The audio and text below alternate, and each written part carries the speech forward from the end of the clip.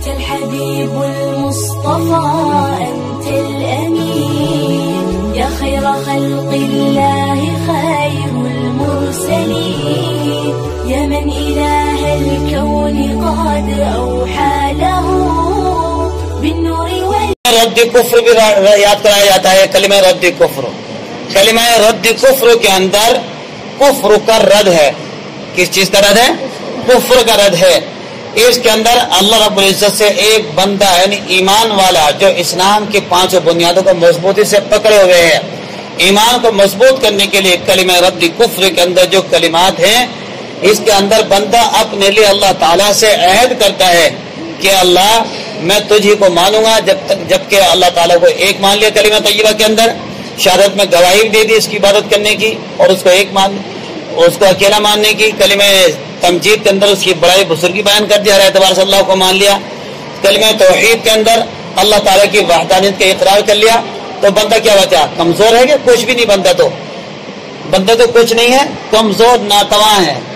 تو جب کمزور ناتواں ہے تو طاقت والے سے تو مانگے گا. تو کلمہ رد کفر کے اندر انسان سب سے پہلے نمبر پر اللہ تعالیٰ سے اپنے گناہوں کی معافی مانگتا ہے. اللہ تیری ذات اور عیب سے پاک ہے لیکن میں گناہوں سے نہیں بچ سکتا, میں سے تو گناہ سرزد ہوں گے, اللہ تو مجھے معاف کر دینا. کہتے ہیں دیکھو اللہم انی اعوذ بک من ان اشرک بک شیئا, اے اللہ میں تیری پناہ مانگتا ہوں اس بات سے کہ کسی چیز کو تیرا شریک بناؤں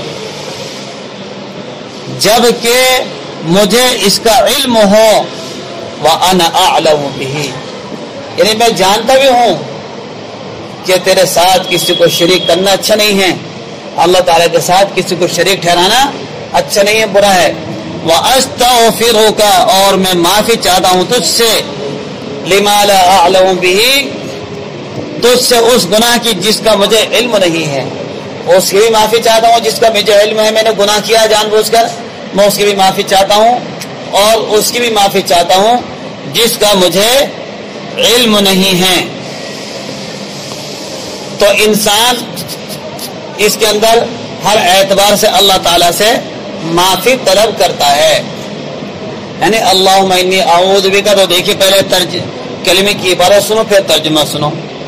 اللہم انی اعوذ بک من ان اشرک بک شیئا وانا اعلم به واستغفرک لما لا اعلم به. اتنا ترجمہ. اے اللہ میں تیری پناہ مانگتا ہوں اس بات سے کہ کسی چیز کو بھی تیرے شریک بناؤں جبکہ مجھے اس کا علم ہو.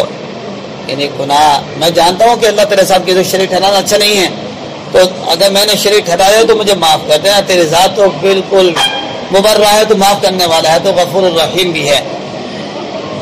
اور معافی چاہتا ہوں تجھ سے اس گناہ کی جس کا مجھے علم نہیں ہے. تبت عنہ وتبرأت من الکفر, تبت عنہ, میں نے اس سے توبہ کی اور بیزار ہوا کفر سے. وتبرأت من الکفر والمعاصی کلها, اور ہر قسم کی نافرمانیوں سے میں نے توبہ کی. میں توبہ کرتا ہوں, کہ میں ایسا ترجمہ کر لوں, میں توبہ کرتا ہوں اور بیزار ہوتا ہوں کفر سے اور ہر قسم کی نافرمانیوں سے.